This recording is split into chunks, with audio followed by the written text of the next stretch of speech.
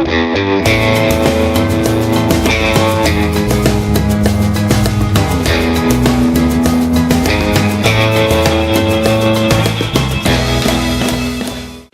is this thing on? Hello? Hit it again. I think it's on now. Welcome to Hiker Trash Radio, where each week, Doc will drag some colorful characters out of the woods to talk trail and Type 2 fun. If you're aspiring hiker trash, or if you're just looking to understand the hiker trash in your life, look no further. So lace up those boots, gnaw on some jerky, and settle into your 20-mile pace as we fire up the podcast from somewhere deep in the backcountry. It's time to embrace the suck.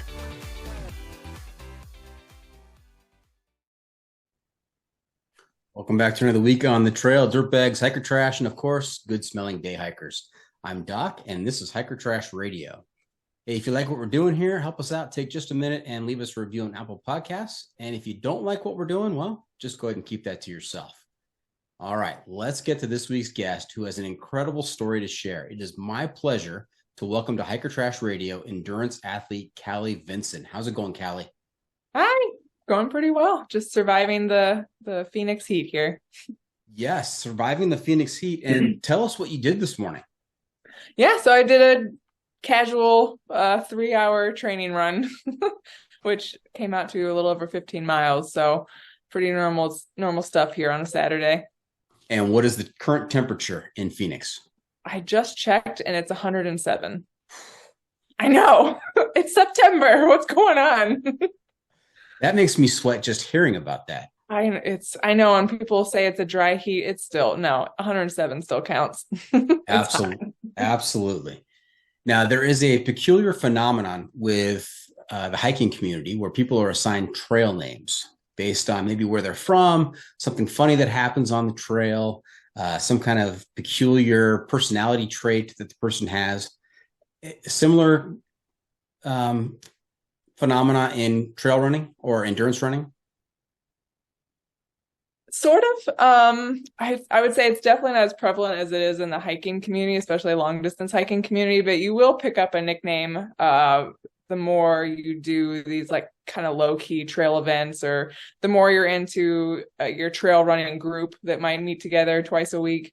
But I was lucky enough to pick up a trail running name back in Chicago. People started calling me Mama because I was always taking care of everyone. I was always worried about everyone eating or if everyone's safe and everyone's fueling.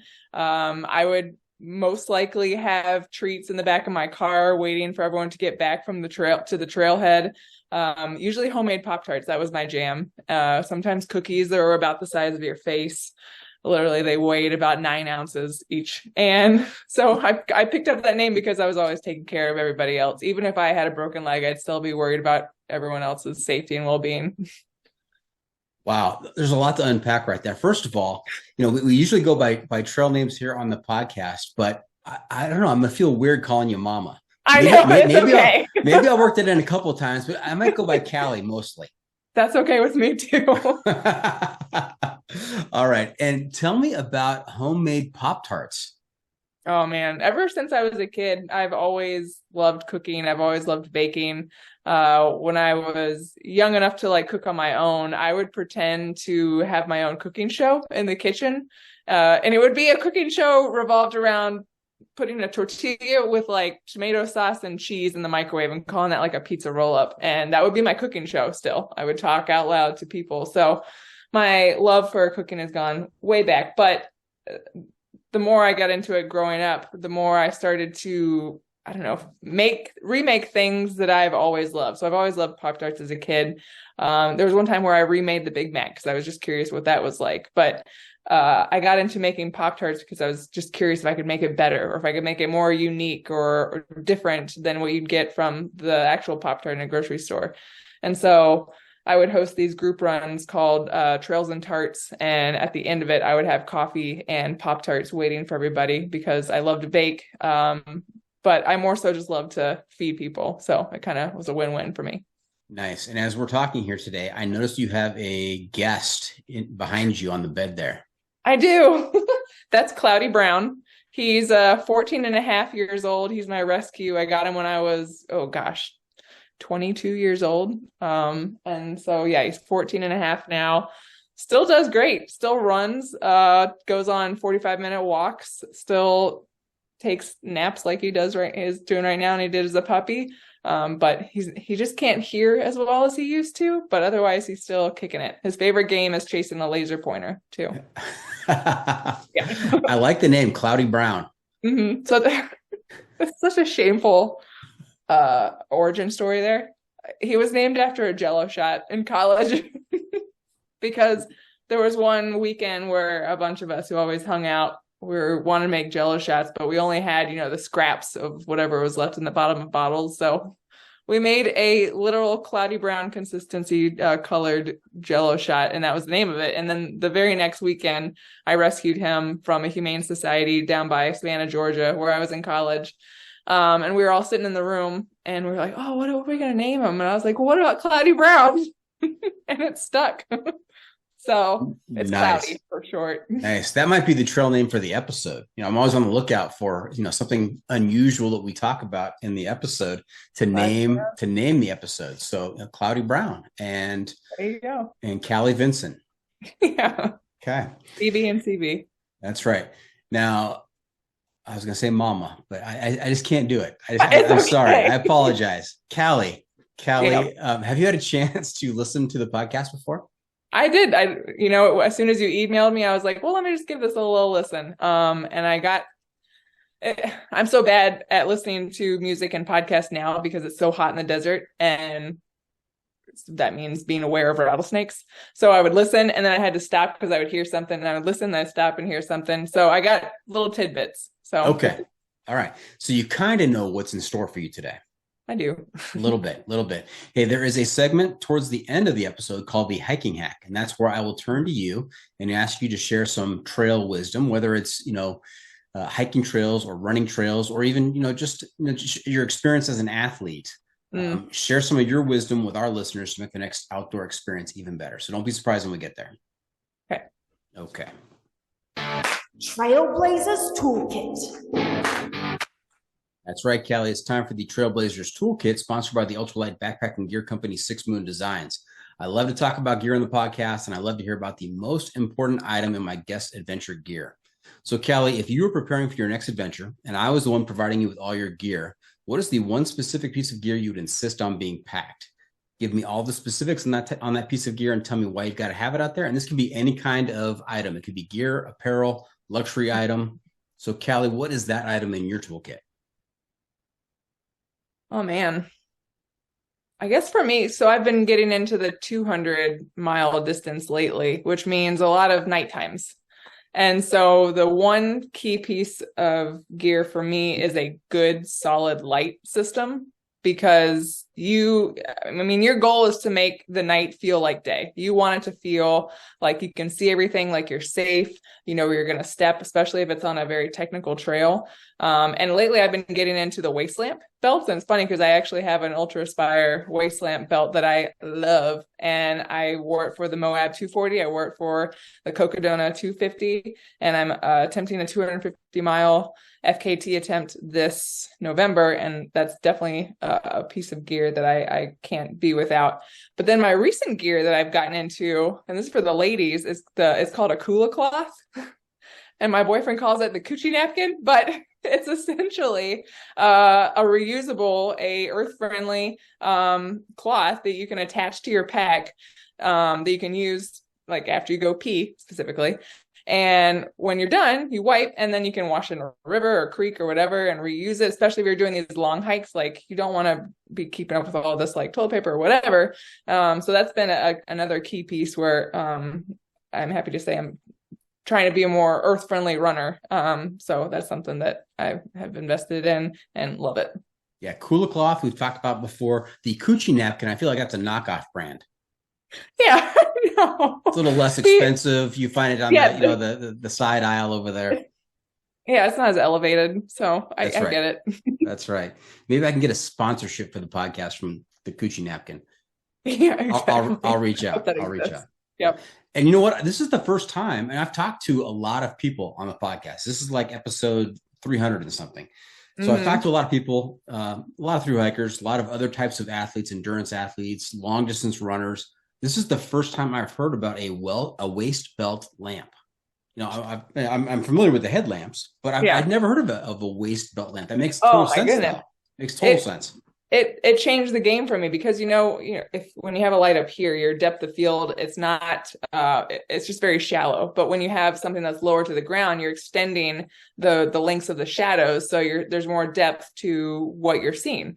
So it helps me and that I can see now like the little divots in a trail or the rocks. And it's also nice because I don't know, when there's something that bright close to my eyes, it just makes it a little bit harder to see. You feel like you're getting tunnel vision. But something that's a little bit lower to the ground is just sits around your waist, and I get headaches very easily. So the more things I have just like tight around my head, it hurts after a while, especially if you're going night after night. So I've found that the waist light system works really well. Brilliant. Okay. Hey, let's keep talking about some, usually I talk about gear in this next section as well, but are you a hiker or you're an endurance athlete, trail runner, long distance running, right? I would say long distance running, though with these, 200-mile races, you do a lot of hiking. I would say when I did the Moab 240 endurance race, I probably hiked 80% of that. So, I mean, you're running when it's just like absolutely lovely to run, smooth, flat. But if it's even like slightly downhill, slightly uphill, you're reserving those energy stores and just you're hiking. So I do a lot of hiking here because there's just so much to explore in Arizona. And so when I'm not training for a race specifically, I take those opportunities to hike, especially when it's cooler.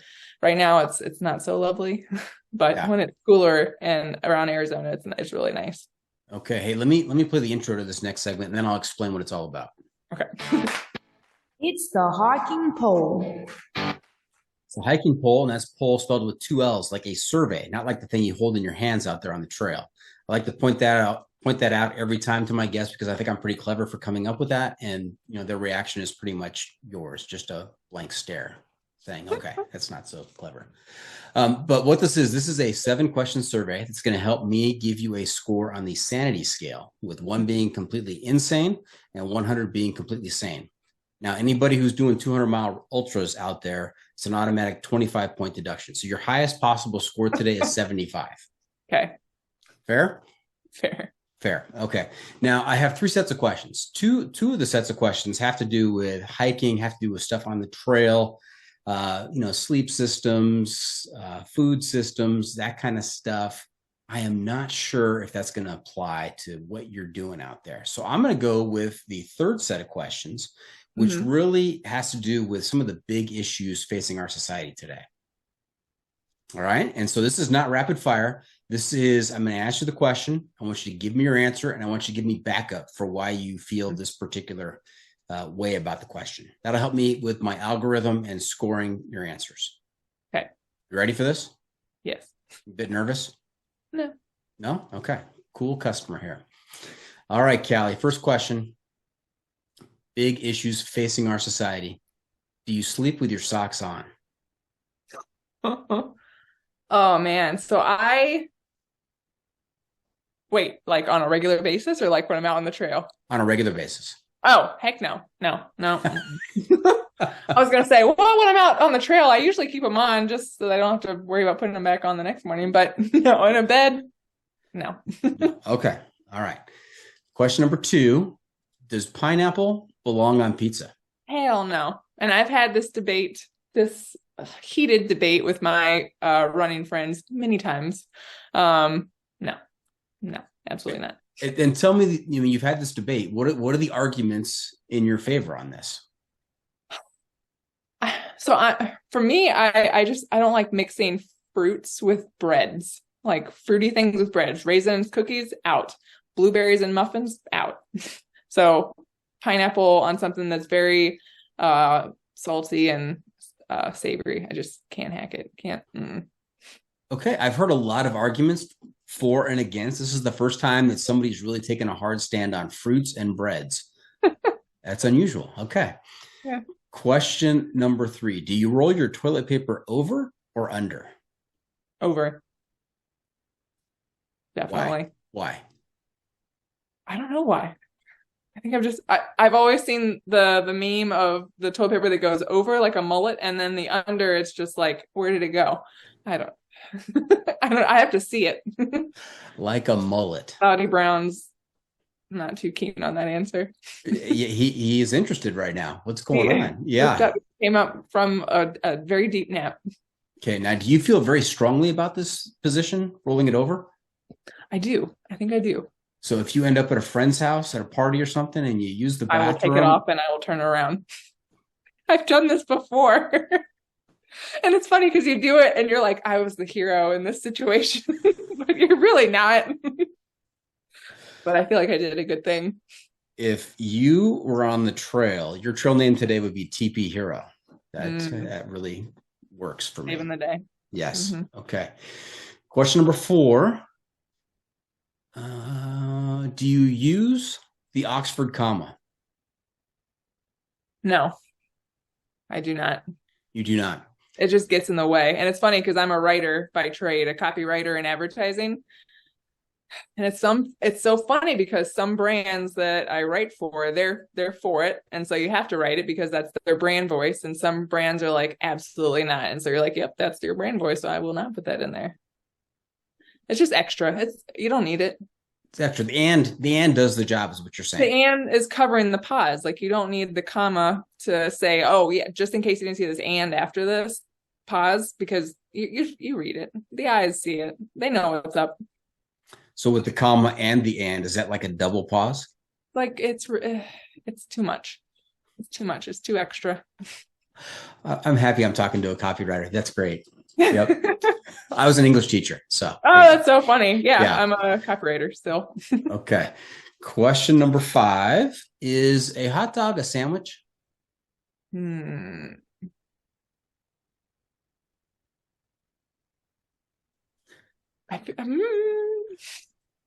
don't know about this. I feel like a sandwich needs to be open on all sides. It's got to let the fillings breathe 360. I feel like, I don't know, maybe a hot dog it's its own thing. It's its own. You can't compare it to anything else. I was just going to say, is it like an open faced burrito? But I don't think that's the same thing either. So that's making it too fancy. An open faced burrito. So from what I'm hearing, you're saying because the hot dog bun has it's hinged, right? It has a hinge on it. That kind of disqualifies it from being a sandwich? It doesn't let it breathe. It doesn't let all the filling breathe. Okay, then a corollary question. Is a hoagie a sandwich? Wait, is that open on all sides?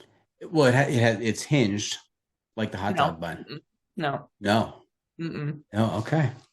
Let me make a note on that one. Okay. All right. All right. Question number 6. Netflix or YouTube? It's funny because I use them for different purposes. Usually I go to Netflix because I don't know what I want to watch, and I'll go to YouTube because I know what I want to watch, and then it curates things I might want to watch afterwards for me. Whereas Netflix, it's like you're going on a mission.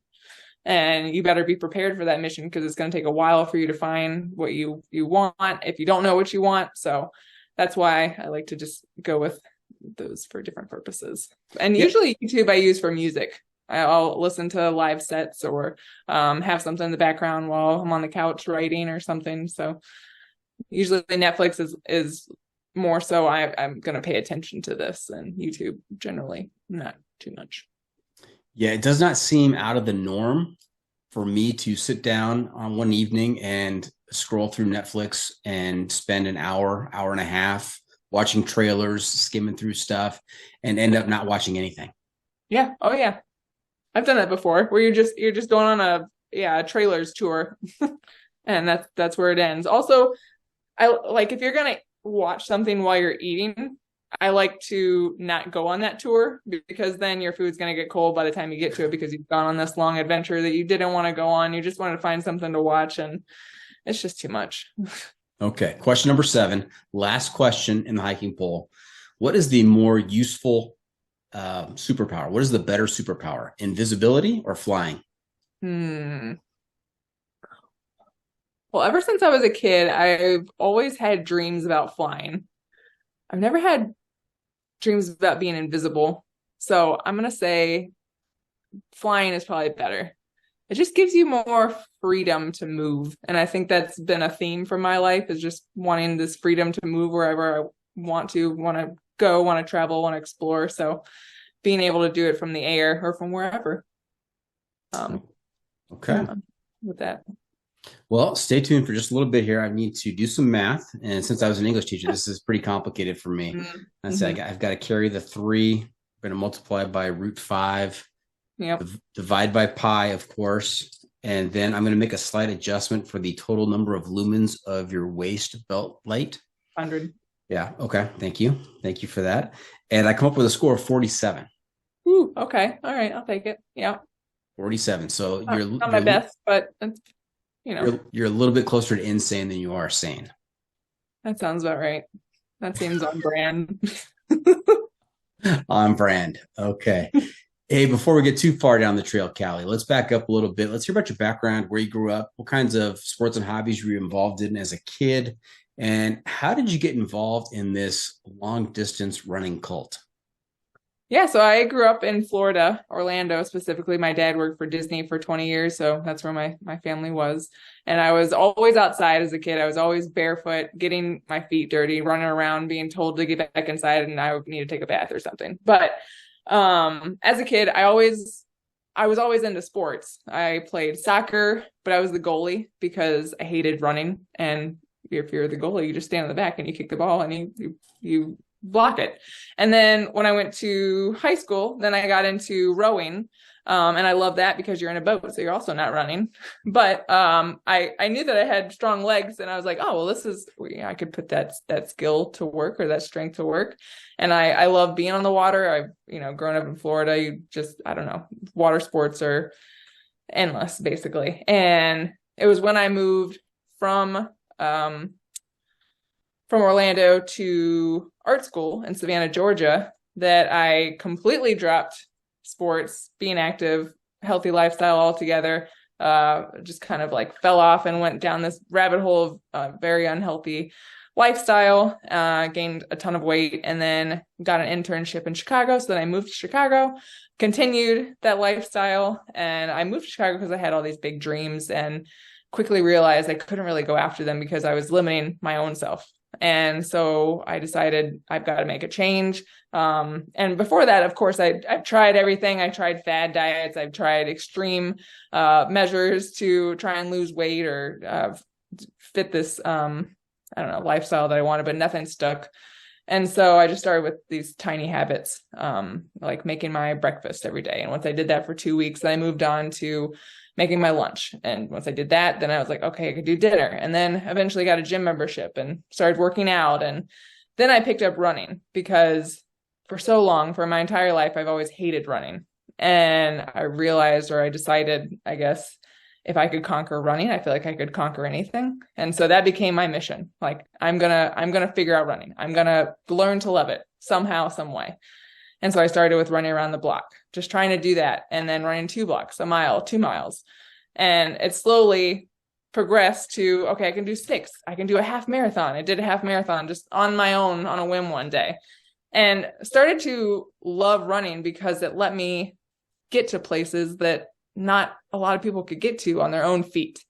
And that became this like aha moment for me, where I felt like I was now unlimited. And for so long in my life, I'd been so limited. And so I built my career in Chicago and was kind of figuring it out and figuring myself out. And then I got this opportunity to move to Arizona.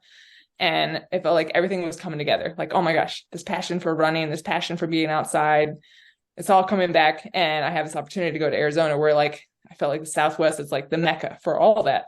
And so I jumped on the opportunity and got into the trail running community here. And I'd already done a 100-miler and a 50-mile ultramarathon in Chicago, but I felt like I truly got into that kind of sport when I got to Arizona, where it's just a part of the community, almost like it's part of the trail running community.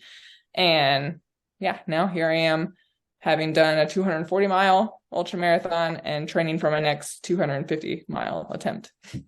Wow, that's quite a story. Now tell us, tell us how you went from art school to you're now a copywriter.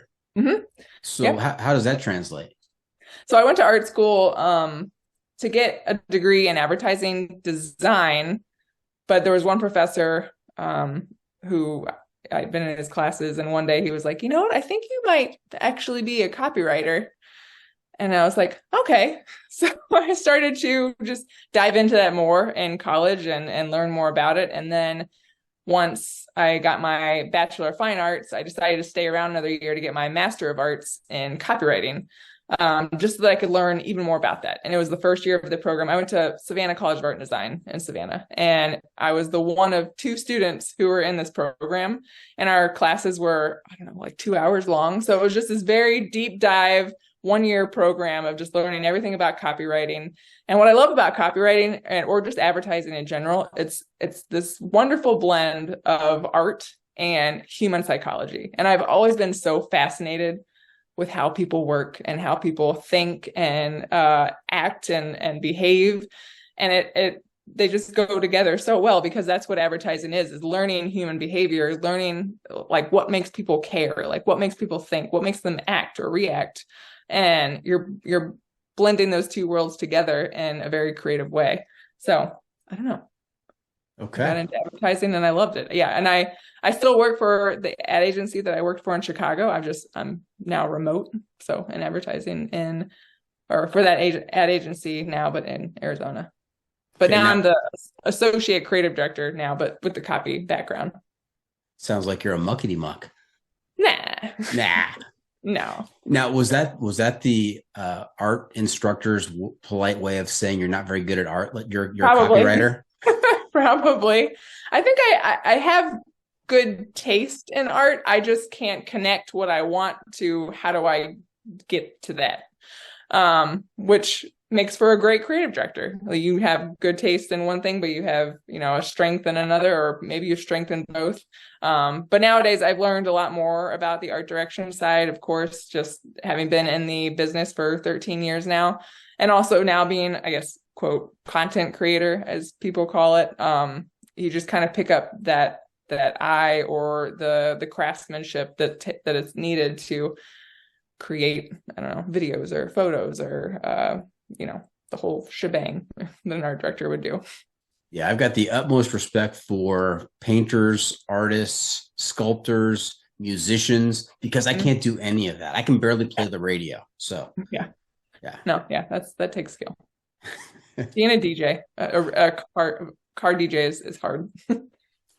All right. So you had this opportunity in Arizona. What was the opportunity exactly? I know you had the ability to maybe work remote doing the same job, but was there something else calling you to Arizona other than it was a mecca for running? Well, so the opportunity was a friend. She was going somewhere else for a residency and had this apartment to give up. And I was like, I'll take it. So that's how I got here. But my willingness to come here within 2 weeks of finding out that I could with my bags very quickly packed, was just because of the outdoors. I knew that there was so much to do in Arizona, from like Sedona or the McDowell Mountain, which is right over here, the Superstition Mountains, the Grand Canyon, Page, Arizona. There's just endless places to explore, and such a wonderful trail community, which I'd only heard of prior to moving here. And I had a couple acquaintances here, but I didn't know anyone really before I moved here. I just knew that I wanted to be where the outdoors was. Okay. And this was kind of entry. And now I've been here for a little, 2.5 years. No, longer. 2.5 years. Yeah. Okay. We're going to take a quick break. We're going to pay some bills, hear from the advertisers. And when we come back, we're going to get into a little more depth on your weight gain and loss journey. And then also this transition to running further and further and further. So stay tuned for that. We'll be right back.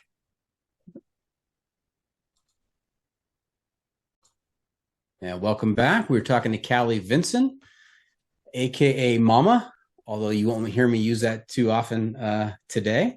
And we just heard about her background, where she grew up, and kind of her journey. But I'd like to go back just a little bit, if we can, Callie, and talk about the weight gain, weight loss journey. So you did play some sports in high school and as a young adult, and then found yourself maybe in an unhealthy lifestyle for a while, and you gained some weight. Would you be willing to share how much weight you gained? Yeah. So, well, I don't know what I started at, but I've ended up losing 200 pounds. So, I went from 377 to a little under 177 now. Wow. Congratulations. So, that is an amazing accomplishment. Thank you. Yeah. It took a lot of work, a lot of learnings, a lot of failure, but the journey was definitely worth it.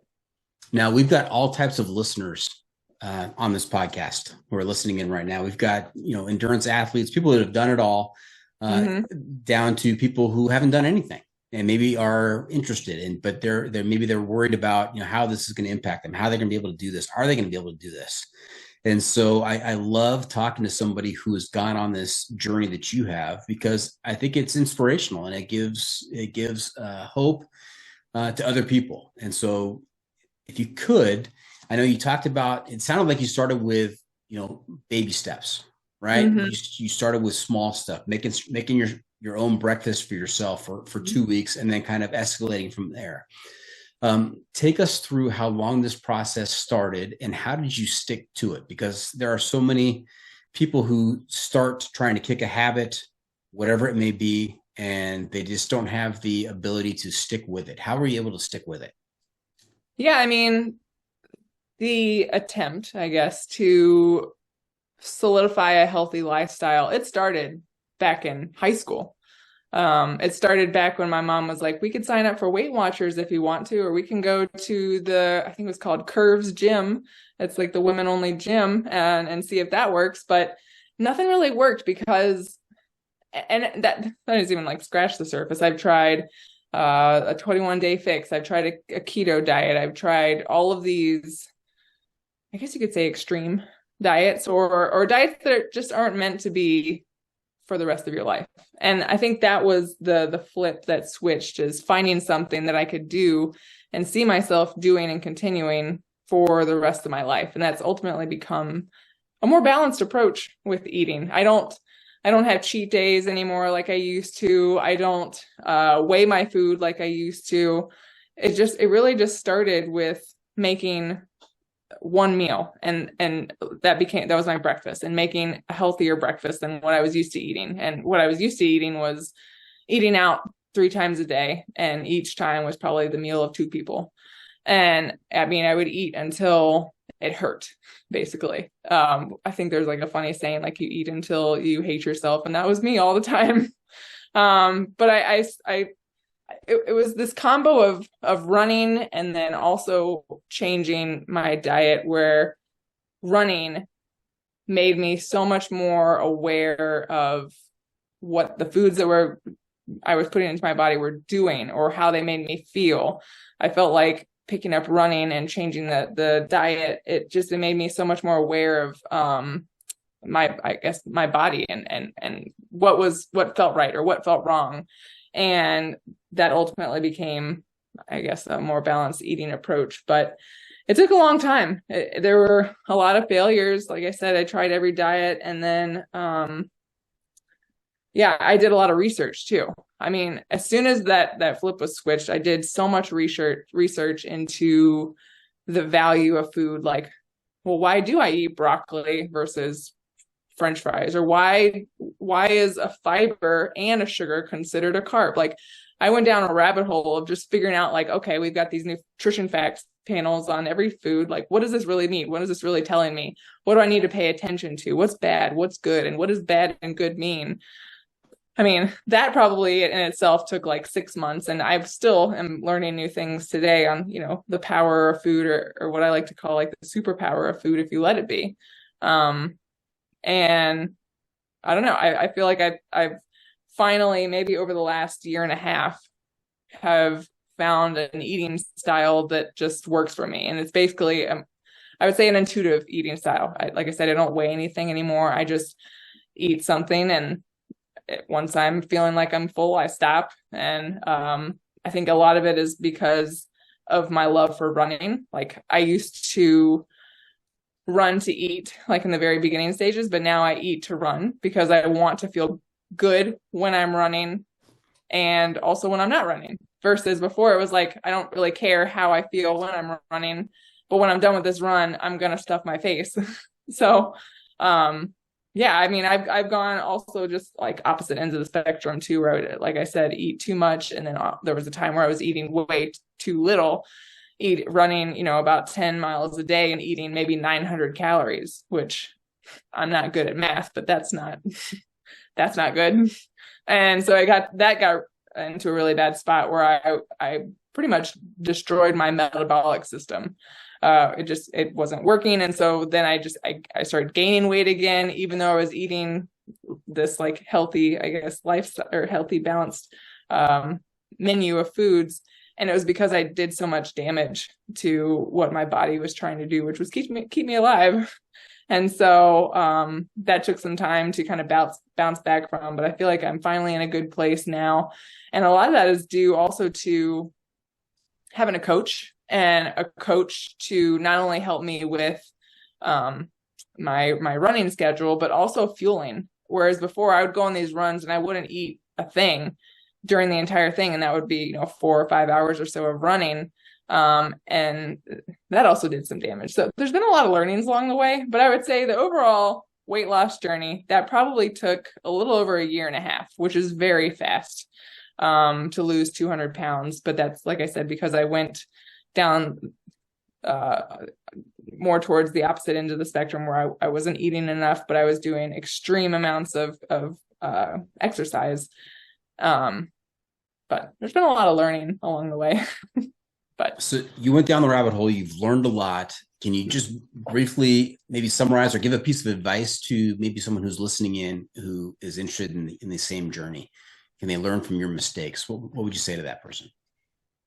I would say, because everyone's going to be different and whatever eating style they like. Some people like to have a big breakfast, small lunch, big dinner. Some people like to have a small breakfast, big lunch, small dinner. And then also the types of foods. I would say, just as general advice, it would be good advice to follow, is whatever new approach to your eating is, imagine you doing that for the rest of your life. And if you can't see yourself doing that for the rest of your life, then I would say it's probably not sustainable. Like if you're doing something just to lose 50 pounds or doing something just to fit into something, you can do that with, the diet or the eating style that you want to go after that goal with. But then once you reach that goal, then what's next? And that was always where I failed, is because I would do this kind of yo-yo diet, as they say, like you lose weight, then you gain more, you lose weight, then you gain more. It wasn't until I figured out that I have to do something that I could see myself doing for the rest of my life. So I would say go into whatever new approach you want to go with that filter. That is a great piece of advice. The rest of your life, can you see yourself doing it for the rest of your life? I used to do something very similar. It would be carb restriction for the 6 to 8 weeks after Super Bowl, because my philosophy was, going into Super Bowl, you're going to eat at Super Bowl, right? And before that, you've got Christmas, you're going to eat at Christmas, all the holiday stuff. And before that, you got Thanksgiving. So you know what? Let's just put a time frame on it. Let's fight it out till Super Bowl. That's right. Get to Super Bowl, and then no carbs after Super Bowl for 8 weeks. And it was a roller coaster. It was up. It was up and down. I would lose weight very, very quickly. It would be great for those. It would be tough for those 8 weeks, but I felt great afterwards. Yeah. And then I'd work my way back up again and start the whole process over again. And again, like you said, that's not the healthiest way to do it. And so I've done some running. I've done 4 marathons, and I love the way you describe this. You used to run to eat, and now you eat to run. I think I'm still in the run to eat phase. I mean, don't get me wrong. I was on my run today, and towards the end of it, I was like, oh, I cannot wait to have this for breakfast, and then I'm going to have this for a snack.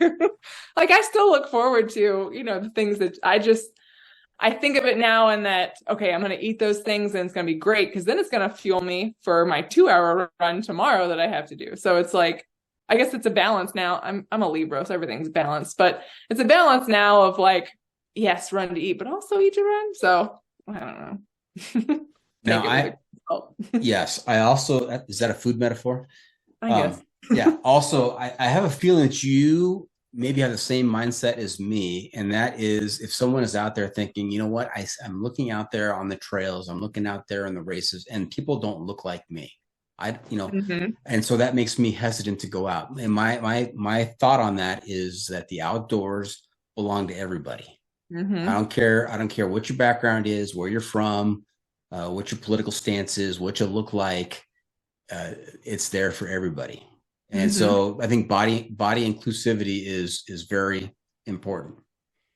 100%. Yeah, I hear that all the time from people who either comment with a question or say like, "Oh man, like I want to get into ultra running, but I feel like I don't belong," and it just breaks my heart because I say the same thing. Like running is for everybody, but that's great. The outdoors, like the whole outdoors, the indoors too, but the outdoors. I know you think that being on trails, it's for only the fit people who are on a mission, but no, it's for everybody. It doesn't matter your age, your ability, your nationality, your size, body type. It doesn't matter. It truly is for everybody because everybody has different goals when they go into the outdoors. And I think everyone's entitled to whatever goal you want to have when you go outside. And so I know it's still changed. It's still a thing now, but way more back then. Specifically for a runner, there was a runner type. There was the body type of the runner, and it was portrayed in advertising. It was portrayed in commercials, and it's getting better today, but it's still there. It's still prevalent, and it just makes people like the people who follow me feel like they don't belong. And so that's kind of been my mission lately, is to advocate for the people who don't feel like they belong because of this, that, or the other. But really, like, everyone belongs, because why not? I always say we're riding this floating rock with who knows how much time left. So just go out there and have fun, because all the rules are made up. So why not? Well stated. And running, like hiking, there are so many different levels to it. Mm-hmm. You could go out for a day hike. You go out for, you could run around your block, right? You can do a hike like the John Muir Trail, 200 miles, Mm-hmm. right? Several days, few weeks, to all the way to hiking from Mexico to Canada. I mean, there's so many different ways you can level up and just expand the experience. Same thing with running. I mean, from around the block to a 5K to a 10K, half marathon, full marathon, to what you're doing, 200 plus Mm-hmm. miles. I mean, there's just a lot of expansion available in that. And let's talk about running now for a bit. Let's talk about how you decided to run your first marathon, and take us through that. What your prep for it, what you thought when you got to the line, and how you felt when you finished. So, I mean, I had no idea what I was doing. Let's just start there. But so on this journey of upping my mileage and the curiosity to see how far I can go, and find that limit for myself.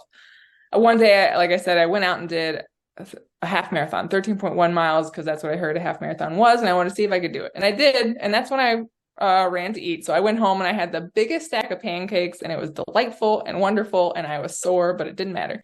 But it was very shortly after that, I was standing on the L platform back in Chicago, and it was, I think, the week of the Chicago Marathon, and the front cover, they were talking about it, and I was just like, there's absolutely no way I could run a marathon. But in the back of my mind, I was like, I have to run a marathon. And so I did some research on how to get in, and it's one of those races that is very hard to get into. You usually have to enter a lottery. But I found this running group called Team Paws, which is a part of Paws Chicago, a no-kill animal shelter in Chicago, that has charity bibs that you can get if you raise money. And so that's what I did. I was on Team Paws for my first and second, I think, Chicago Marathon. But training wise, I had no coach. I picked up, only what I read online. And then eventually, I think I have the book here. I picked up Hal Higdon's book, which is like, just everyone gets it when they, want to run their first marathon. And it's got everything you need to know in that book, I will say. And so I picked up a training plan. It was like marathon plan for beginners. And I was like, that's me. And so I followed it to a T. It had, I think it was 5-month training plan, maybe. But so I stuck around there. And so I stuck to it, and I didn't matter if like my body hurt that day. If it said 18 miles, I was doing 18 miles. And I get to the starting line, and that was my first race. This was my first race I'd ever signed up for. I never did a 5K race, 10K half. And I remember getting my race bib at the expo the day before and just being like, how do I put this on? And I remember standing in the corral on race day, like, am I dressed right? I had no idea if I mean, I'm pretty sure I had cotton socks. I had cotton pants on. I had sunglasses that kind of no idea what I was doing. And I probably had just like a small handheld water bottle with nothing really in it. I mean, absolutely no idea what I was doing, but I finished it, and it hurt, but I don't know. It kind of lit a fire that was already starting to burn inside me. It lit it even more. And the curiosity just continued on to see how much farther I could go. And it was shortly after that I realized that people were running 100 miles on trails without sleeping. And then I thought it was capped at 26.2 miles. Apparently not. So I just kept going. Onward and upward. Yeah, some people would think, I think the majority of people think that 26.2 miles is too far to run. Then there's a layer of people. There's a layer of people who think, okay, 26.2, that's a good distance. And then there's a very small percentage of people who say 26.2, that is just not nearly far enough. We need to go. That's a training run. That's right. And so how and why did you move from 26.2 to now, doing the Moab 240? So yeah, shortly after Chicago Marathon, I was in the doctor's office waiting. They had a runner's world on the table, and I opened it up, and they were talking about the Western States 100-mile ultramarathon, which is like the most prestigious 100-mile in our country. And like I was saying, I was just dumbfounded that people were running 100 miles, and not just like 100 miles on pavement where it's nice, smooth, and buttery, but on trail in the mountains at altitude without sleeping. And I was just like, I thought I was a superhero doing a marathon. These bitches are out here. I don't know what they're doing or what got into them or what kind of superhero they are. But I was immediately intrigued because, like I said, growing up, I loved being outside. I loved being in the dirt. And then it felt like two of my loves were combining together, running and being outside, kind of like advertising, writing, art, and psychology. So, of course, I had to learn more. I did my first 50-mile race, which wasn't on trail. And that hurt because it was on pavement. But I did that. And then shortly after that, signed up for 100-mile. I've had this double or nothing theme going for a while now. And so I signed up for 100-mile. I do that. And then that's where I thought it really stopped. Like, I thought marathon was where we stopped, and then 100-mile. And I was like, okay, that's as far as the body goes, right? And then I find out about the Tahoe 200-miler up by Lake Tahoe. And I was like, you've got to be fucking kidding me. People are going 200 miles now, multiple days. And so, of course, I was intrigued. And I signed up for the Tahoe 200 back in 2020, but it was canceled. Signed up for it again, 2021, canceled because of fires. And then I was like, you know what? Screw it. We're going bigger. I hear there's the Moab 240 race. And so originally I had signed up for the Cocodona 250 in 2022, I think. Yeah. I don't know what time it is. Some year. And I get to 1 mile, 131, and I had to drop because of medical issues, but I was luckily already signed up for the Moab 240 last October. Last October. And I did it. It took 109 hours. I slept 8 hours total. So 2-hour naps each day, but I just chugged along. And like I said, I did a lot of hiking in that, mostly because I'm a terrible trail runner. I'm very clumsy. I like to say that I'm a newborn giraffe on trail. Like I'm 5'10", so I'm taller than most people, and I still don't know how to use my limbs. So I go very slow because I'm very prone to tripping and falling. So yeah, we did it. So just found another possible trail name for the episode. Doubling down with Callie Vinson. Yeah, right? Because this whole, 25 to 50 to 100, now to 200. I mean, Is there a 500-mile race next for you? They do exist, but I don't know if I can take that much time off work. That's my issue. So 240 miles in 109 hours with 8 hours of sleep. Mm-hmm. So I would get to, in ultramarathons, there are aid stations. And during 200-mile races, the aid stations are usually farther apart. So like in a marathon, an aid station might be every 3 miles. In a 100-mile race, it might be every 7 to 12. And a 200, it's every 20, probably. And so I'd get to, I think in that race, there were 5 spots where I could see my crew. And in 4 of those spots, I think I took a nap in the back of my car. I have a 4Runner, and we put like a bedding back there and all my little snacks on the side. And that's where I car camp anyway. So that was like home whenever I would get in my car. And I was so afraid because I'm terrible at napping. If I nap, it's a 4-hour nap, which is sleeping. So I never nap. I probably haven't napped in a very long time. But I went into this race like, okay, well, we're going to figure out how to nap again. And so I got into night 1 where it was time to lay down, close your eyes. And lo and behold, I fell asleep right away. I was so tired. I fell asleep for 2 hours, and my crew wakes me up and they're like, okay, let's get going again. It's like, God damn it. Okay, let's go. And then it's funny because when you're doing that day after day, I tell people who are also interested in these long distance races that every day kind of feels like Groundhog's Day. Like you wake up and you're trapped. You have to keep doing this again and again. You go a long distance, and then you get back to your camp area. You wake up and you do it again, and you just do that again until you get to the finish and you can get out of the simulation. But it's a beautiful simulation, life-changing. It is. Now 109 hours with only 8 hours of sleep. Any hallucinations out there? So I don't think I truly hallucinated.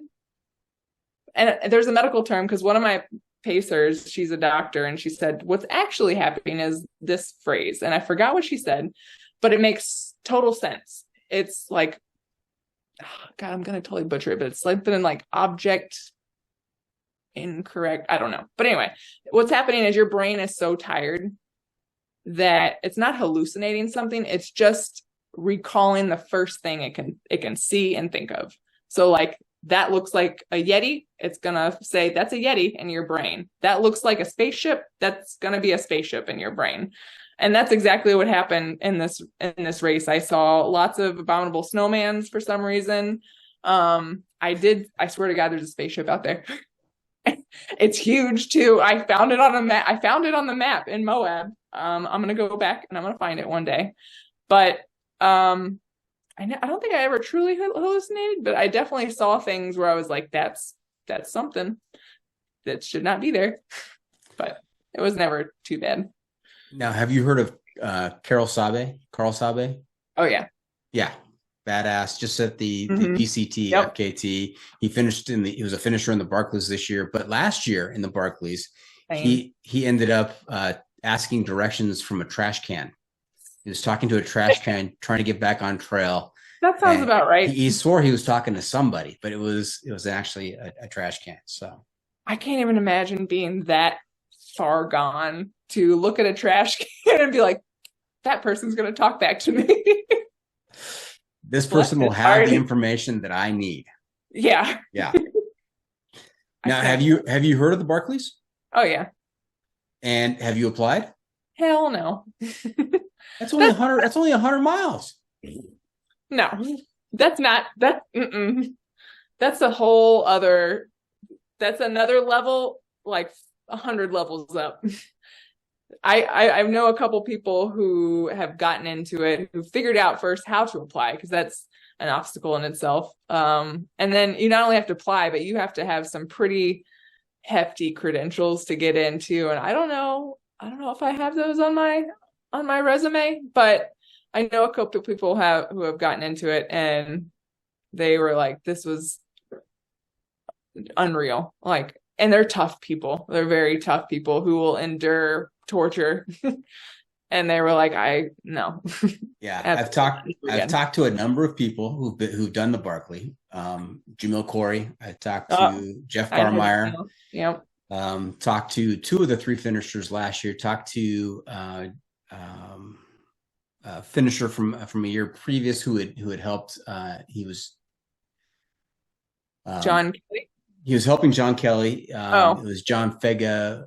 Oh yeah, he Fega-Varese. lives in Flagstaff. Yeah, and he ran Western States and Hard Rock this year. Badass, total badass.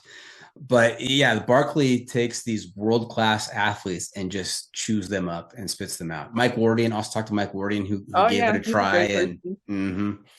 But I think it's not 100 levels up for you, Callie. I think it's the next level for you. Oh, that much climbing. Oh, and it's cold. I can't do cold weather stuff. But if you put me in the bad water 135, I'd be just fine. Okay. Now let's talk about what's next for Callie. You've got a big challenge coming up. Tell us about it.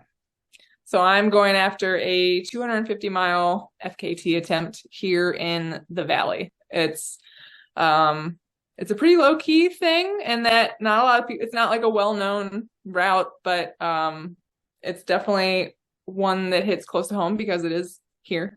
The trail's like 5 miles away. And yeah, I've tried going after an FKT before, and things got in the way that I couldn't go after it. But this is one of the first times where it's like it lined up with my training schedule. It lines up with timeline. I'm doing it over Thanksgiving weekend, so I already have the days off, and I've been able to do some recon on it lately. Now that we've been back in Phoenix, to kind of get a scope of the full trail section by section, see where some hiccups might be, see which route or which direction I want to go and where my start finish line, because it is a complete loop. But yeah, this will be my second 200 plus mile attempt, hopefully. And I went back and forth on whether I want to do this supported or unsupported. I originally thought I was going to do it unsupported, but just so many people reached out saying, I want to be a part of this. And the more I thought about it, I was like, you know what? I want this to be an opportunity for the trail running community to come together, to show what this community is about. I don't want this thing to be about me and me only. I want it to be about community, because I think that's so special about any outdoor community or any outdoor sport or activity. It's the community that makes it. So supported and unsupported. Supported, you can have people there with you, providing you assistance and food, and unsupported, you'd have to do it all by yourself, not even stop in a store on the way and pick something up. Which is practically impossible here because there's no water sources to get water from, and to be able to carry that much water, I don't even know what that would weigh like, but you'd be carrying a 20-gallon drum on your back. Hard pass. Yeah. If you could do unsupported of the Maricopa, you could certainly do the Barkley. Oh yeah, 100%. All right, it's in the bag. Well, when is this attempt taking place? So I'm going to do it over Thanksgiving weekend because I've already got the days off, and I was like, I don't really celebrate Thanksgiving, so might as well. Okay. Well, we wish you the best of luck in that attempt, and we want to hear about it when you're finished. Yes, absolutely. Okay. Callie, you know where we are right now? I don't know. Saturday, yes, that's the correct answer. But also hiking hacks. Yep. Hiking hacks. It's time for you to share some outdoor adventure wisdom with our listeners to make their next outdoor experience even better. What do you have for them? Outdoor hacks. I don't know. Trail running hack, maybe? Trail running hack. Tips and tricks? I'm trying, because I'm such a terrible trail runner. I'm trying to think of something good that maybe if not, someone has brought up before. Emergency blankets. I hope everyone's packing those in their pack, because you really, especially when you're doing mountain stuff, you just never know when a mountain weather is going to change. I was just in a serious situation recently, actually, where I was trying to do the tallest peak. And I did in New Mexico, and I get to the top, and it had been a sunny day. I went out early, the rule, like get up and below tree line before noon, and it was probably like 10:30 a.m. I was up at the top, and all of a sudden I I hear this buzzing noise, but I'm not sure what it is. And then I look at the lady in front of me and her hair is standing straight up. And then I realize this buzzing noise that I'm hearing are my poles conducting electricity at the top of this mountain. So I've never ran off a mountain so fast in my life. So maybe a good hack is to know when lightning is in the vicinity, because shortly after that, lightning struck, hail, wind, the whole shebang. And it was probably the most terrifying moment of my life. Wow. And I was thinking about the emergency blanket. We talked about superpowers earlier, and, I think you should just, tie that around your neck and run with it like, you've got a cape going. So, hey, why not? Yeah. Okay. Well, so there you have it. We're just about done here. Hope our listeners enjoyed our time with Callie. I want to thank her for coming on this week. Callie, how can our listeners keep up with you on social media, and where can they find updates on your latest adventures? I would say the best place is probably on my Instagram channel. And the handle is Callie Vinson with 2 N's at the end. So pretty simple. That makes sense. All right. Remember to check out Hiker Trash Radio on social media as well. We're on Facebook, YouTube, Instagram, and TikTok. No TikTok, Callie? I only use it for observation's sake. Really post consistently. Well put. And if you have comments or clips you want to share with me, you can send it to me at hikertrashradio@gmail.com. Off the beaten path. Now, unfortunately, we can't always be on the trail, and when we're not, we need to find a way to get our adventure fix. So, Callie, I'm going to ask you to share some outdoor adventure media with our listeners to help them get by. This could be a book, a movie, documentary. We call this segment Off the Beaten Path. Any recommendations? I don't know. Sometimes I go down a rabbit hole of all these 100-mile documentaries on YouTube. So if you just type in 100-mile ultramarathon, you'll see some pretty inspiring stories there. And I think, I don't know, that's motivation for me to get outside, is to just hear about other people's stories of enduring something that was really tough and felt impossible, but they got it done. Okay. Just type that into the YouTube search bar and see what pops up. What have we not asked you? And before we wrap things up, just one more segment for you called What Have I Not Asked You That You're Dying to Tell Us About? What did we miss today? Ooh. I don't know. You already asked about my dog, and that's really all I care about. No, I'm just kidding. No, I have a boyfriend. I also care about him. Glad you clarified. Yeah. I don't know. I'm pretty simple. I like running. I like being creative, and I like being outside. As long as I have those things, I'm pretty low key and laid back. And sparkling water. I need lots of sparkling water. So lots of sparkling water. Is that what's in your water containers when you're out running? Oh man, I wish. But those things would explode probably within not that they move. Though I always have, this is funny, I always have an emergency sparkling water in my console in my car. For some reason, the inside of that console does not get hot. And if I'm desperate for water, I've always got a nice LaCroix just waiting in there if I absolutely need it. And I've definitely taken that opportunity many times. Yeah, it's like a cooler, right? I have found the same thing with my center console. I'll have a drink in there. I forget about it and I pull it out. It's nice and cool. I know. It's the greatest thing. I know. I wish there was a way to keep it even more stimulated or insulated, but that'll do. Oh, someone's awake from their nap. All right. Well, it looks like, let me get the name right. Cloudy Brown is stirring in the background. So we better wrap this up. So we are finished. I want to thank you for coming on the podcast. We wish you the very best in your attempt on the Maricopa Loop Trail coming up here. And before we exit today, do you have any shout outs to friends and family? I mean, shout out to my boyfriend who's not here. He's in Boston right now, but him and I are both ultramarathoners, and he's the front of the pack runner and I'm the back of a pack runner. So we kind of balance each other out, I guess. And then my family back in Georgia. Okay. Well, thank you for tuning in. Always remember, the trail is the trail. It doesn't care if you want to go downhill. It doesn't care if it's almost dark and you're looking for a campsite.